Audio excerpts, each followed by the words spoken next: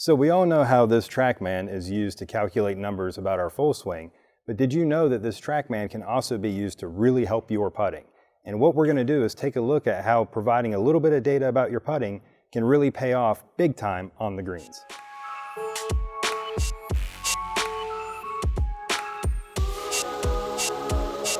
Looking at Trackman numbers can be super helpful when we're trying to figure out which driver is best for us or whether we're creating optimal launch conditions.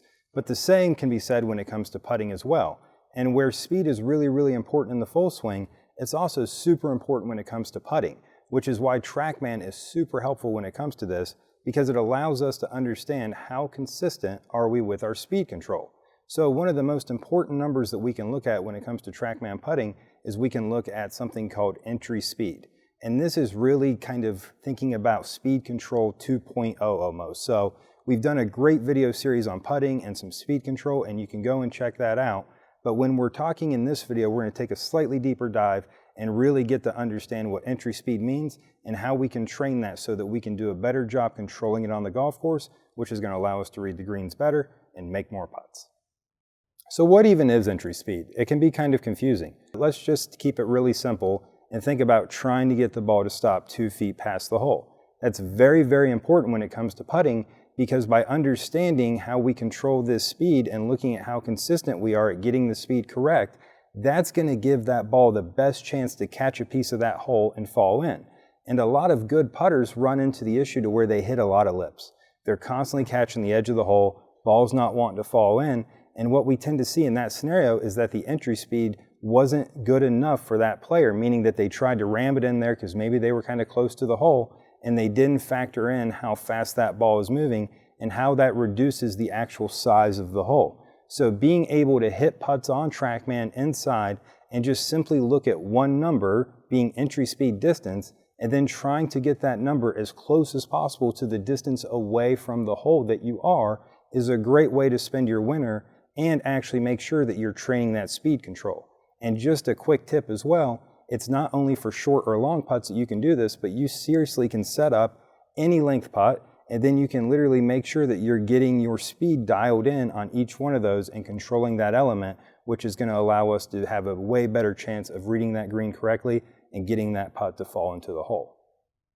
So now that we've looked at this entry speed and how important that is to our putting, let's say that we are able to get on a Trackman and look at our putting and we have a difficult time managing this entry speed and our speed control isn't quite up to our standards. What are some things that we can look at on Trackman that are going to lend itself to helping us get better at this speed control scenario? One of the easiest ways to look at this is always going to be tempo. And there's a lot of debate about what the greatest putters of all time have always done, but one thing that we know for certain is that they maintain their tempo no matter the length of their putt. Meaning that the tempo that the putter is moving in is staying constant even though the stroke length can vary.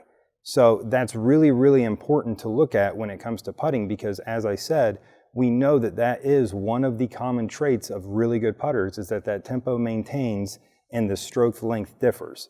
And that's one way to get really consistent at helping you control some entry speed distance issues. So one of the really confusing parts to putting tends to be club head speed versus ball speed. And when we're talking entry speed, we're talking about ball speed, not club speed. So one of the biggest things that we got to do when we putt well is we got to get the ball started on line. And that tends to be really difficult for people, but it also tends to not only get the ball offline, but lead to speed control issues as well. And what I mean by that is I can maintain, let's say, a 10-mile-an-hour putting stroke, which is pretty darn quick. I'm going to whack that pretty good. But if I have a face to path that is open, the ball speed is going to be much lower than if the face to path was closed. So a simple way of kind of scaling all this back and looking at this in a practice session on Trackman is you simply can look at your launch direction. And what this does is this factors in attack angle, face to path, and a lot of other dynamic lie and so few other factors, and allows you to kind of understand where are you starting that ball. Now, it would be great if that number is 0, but that doesn't mean that every great putter has always started the ball exactly on 0. The important thing is to understand where you start the ball, because we can always make an alignment kind of change to get the ball started on line no matter how you start it, so we can just change our setup a bit.